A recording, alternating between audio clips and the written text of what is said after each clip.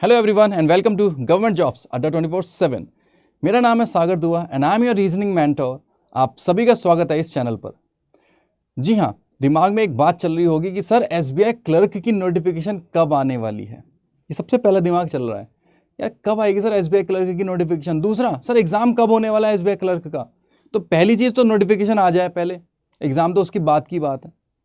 और दूसरी बात, सर अभी तक एसबीआई पीओ की नोटिफिकेशन तो आई नहीं है, तो क्लर्क की कहाँ से आ जाएगी अभी तक। तो ये सारी बातें दिमाग में चल रही है और इस हिसाब से बच्चा मेहनत नहीं कर पा रहा है, असल में वो तैयारी ही नहीं कर पा रहा। तो आज इस वीडियो के माध्यम से मैं आपको यही बताने वाला हूँ कि एसबीआई क्लर्क की नोटिफिकेशन कब तक आ सकती है, ठीक है। एंड और क्या हो सकती है आपकी एग्जाम डेट, इसके बारे में आज थोड़ी सी हम लोग चर्चा कर लेते हैं। एसबीआई पीओ इंडिया का लार्जेस्ट पब्लिक सेक्टर बैंक, इसके अंदर जॉब करना चाहते हैं सभी स्टूडेंट्स। एंड बात सिर्फ इतनी सी है कि हम लोग इस बैंक को कैसे पाए। एसबीआई क्लर्क एक बहुत अच्छा माध्यम हो सकता है जिससे कि आप लोग इसके अंदर एंट्री ले सकते हैं। बात कर लेते हैं नोटिफिकेशन की कि कब आने वाली है इसकी नोटिफिकेशन। तो आइए जरा उसके बारे में बात करते हैं। फ्रेंड्स, कुछ अंदर से एक इंफॉर्मेशन आई, कुछ 2-3 दिन पहले की बातें हैं। कुछ अंदर से एक इंफॉर्मेशन आती है और उस हिसाब से हमें पता चलता है कि दिसंबर में लगभग एक्सपेक्टेड है कि आपकी नोटिफिकेशन आपको देखने को मिले, ठीक है। अब ये इंटरनल कुछ बातें थी जो कि हम तक पहुंची है और हमें पता चला है कि उस हिसाब से दिसंबर में आने की संभावना है एसबीआई क्लर्क की नोटिफिकेशन की। बात सिर्फ इतनी सी है। अब देखो, ये मैंने आपके सामने रखी ये चीज़ कि क्या हो सकती है, जैसे ये आपके सामने मैंने रखा, इधर ध्यान से देखिएगा आप लोग सभी। एसबीआई क्लर्क की नोटिफिकेशन लगभग दिसंबर में माइट बी पॉसिबल की हो सकती है, जो कि हमें सुनने में आया है। एंड ऐसे उसके हिसाब से आपका जो प्रिलिमिनरी एग्जामिनेशन होने वाला है ना, जो प्री का एग्जामिनेशन होने वाला है, वो लगभग फैब के अंदर जाने वाला है। लगभग वो फैब के अंदर जाने वाला है, यानी कि एसबीआई क्लर्क का जो एग्ज़ाम है वो लगभग फैब के अंदर जाने वाला है। रिजल्ट कब आएगा उसके तो अभी बात की चीज़ें हैं। मेंस कब होने वाला है, लगभग मेंस आपका मार्च के अंदर होने वाला है। ये सब एक्सपेक्टेड है बच्चों। ये जो दिसंबर वाला पॉइंट मैं बता रहा हूँ ये इस हिसाब से है कि लगभग उम्मीद है, क्योंकि जो हमें एक सोर्स के थ्रू पता चला तो उस हिसाब से हमें पता चलता है कि लगभग दिसंबर में आने की संभावना है। अब डाउट बस इतना सा आ रहा है मेरे माइंड में, वो ये है कि एसबीआई पीओ की नोटिफिकेशन अभी तक नहीं आई है और as per the trend SBI PO पहले आता है, एसबीआई क्लर्क बाद में आता है। ये छोटा सा डाउट दिमाग में आ गया मेरे।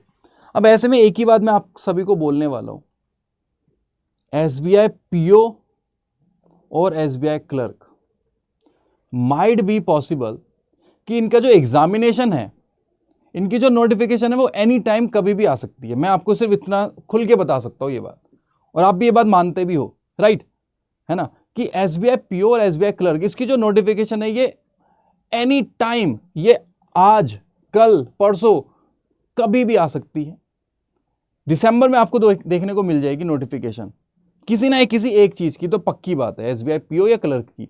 लेकिन उस हिसाब से हमें एक बात जरूर पता चल जाती है कि सर अगर नोटिफिकेशन पीओ की हो या क्लर्क की हो दिसंबर में आई तो उसके लिए एसबीआई पहले टाइम देगा कि आप लोग फॉर्म वॉर्म फिल करिए। फॉर्म फिल करने के बाद प्री का एडमिट कार्ड आएगा, फिर आपका प्री का एग्जाम होने वाला है। तो एक बात समझ में आ गई कि सर दिसंबर में अगर नोटिफिकेशन किसी की भी आती है तो उसका एग्जामिनेशन दिसंबर में नहीं होने वाला। ये बात की एश्योरिटी है, हमसे लिख के ले लीजिए ये बात, और आप भी ये बात मानते हो। यानी कि दिसंबर में तो सिर्फ नोटिफिकेशन आने की पॉसिबिलिटी है, एग्जाम होने वाले हैं जनवरी या फैब के अंदर। अब जौन सा नोटिफिकेशन जो पहले आएगा उसी का एग्जामिनेशन पहले होने वाला है। लेट्स से एसबीआई पीओ की नोटिफिकेशन अभी सेकेंड वीक या फर्स्ट वीक के अंदर आ जाती है, देखने को मिलती है, राइट। तो इसका जो एग्जामिनेशन है वो तकरीबन जनवरी के अंदर लास्ट वीक में हो सकता है, एसबीआई पीओ की बात करता हूं। और एसबीआई क्लर्क की दिसंबर के लास्ट में आती है तो इसका फरवरी के स्टार्टिंग में देखने को मिल सकता है या फरवरी के मिड में देखने को मिल सकता है। समझ में आ गया, ये पॉसिबिलिटी हो रही है जहां तक संभावनाएं है।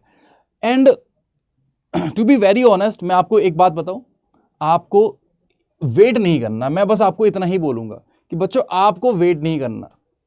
अगर आप लोग एलिजिबल हो बैंक का पेपर देने के लिए, एसबीआई क्लर्क का पेपर देने के लिए, तो मैं कह रहा हूँ आपके पास बहुत अच्छा मौका है। अगर आपकी एज 21 से 28 के बीच की है, जनरल कैटेगरी में आप लाई करते हो और आपकी एज इतनी है, तो बहुत अच्छा मौका है। एज रिलैक्सेशन भी बैंक प्रोवाइड करवाता है। अगर आप लोग SC ST OBC या किसी अदर कैटेगरी में आते हो तो आपके लिए यहाँ पे मैक्सिमम एज में थोड़ी सी रिलैक्सेशन आपको देखने को मिल जाती है। अगर मैं बात करूँ क्लैरिकल की तो ये आपको देखने को मिल जाती है। ठीक है, अगर मैं आपको एक बात सजेस्ट करूँ तो वो यही है कि आप लोग अपने इस यूजफुल समय को वेस्ट मत ही करिए, क्योंकि एनी टाइम एग्जाम आएगा and you should be exam ready for it. मतलब अगर आप रेडी ही नहीं हो तो फायदा नहीं रहा। आप लोग पहले नोटिफिकेशन का वेट कर लीजिए, बाद में जब नोटिफिकेशन आएगा तब आपकी तैयारी नहीं होगी, तो उस मोमेंट पे क्या रहा नोटिफिकेशन। इसलिए बेस्ट रहेगा कि आप लोग अभी से अपने उस यूजफुल समय को वेस्ट ना करिए। जो आपके पास ये समय है, ये क्रूशियल टाइमिंग है। दिसंबर उठाइए और जनवरी को पिक करिए, यानी कि 2 महीने के अंदर या 1.5 महीने के अंदर अपने आप को ऐसा सुपर बना लीजिए कि अगर जनवरी के लास्ट में PO का एग्जामिनेशन हो जाता है या फिर फरवरी में आपका क्लर्क का एग्जामिनेशन हो जाता है, जिसका भी हो जाता है, आप उस पेपर को निकाल पाए। बात सिर्फ इतनी सी है।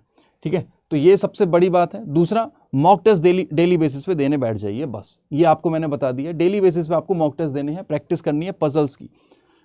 रीजनिंग के अंदर पजल्स, सिटिंग अरेंजमेंट ही सबसे ज्यादा इंपॉर्टेंट होती है, तो इसकी डेली से डेली आपको प्रैक्टिस करनी है। DI, मैथ्स के अंदर DI काफ़ी ज़्यादा इंपॉर्टेंट रोल अदा करती है। अगर आपको DI आती है, मेरे हिसाब से आपका पेपर आराम से निकल जाता है। मतलब मैथमेटिक जो पोर्शन होता है क्वांट्स का, वो आराम से DI पे फोकस्ड होता है, तो उस हिसाब से आपका स्कोर अच्छा खासा आ जाता है। एडिटोरियल को आप लोग डेली रीड करने लग जाइए, यानी कि न्यूज़पेपर पढ़ना चाहते हैं आप पढ़ लीजिए।